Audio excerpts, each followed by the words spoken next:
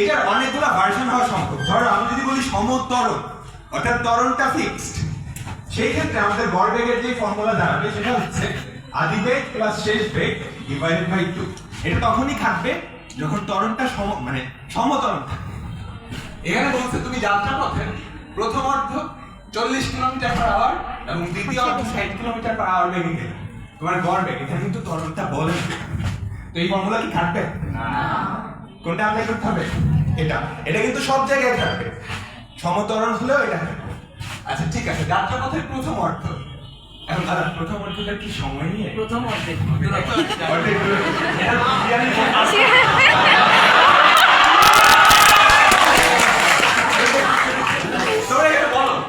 এটা কি সময় বোঝাচ্ছে?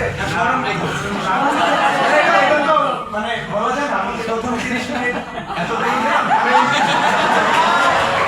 কোশ্চেনটা ভুল।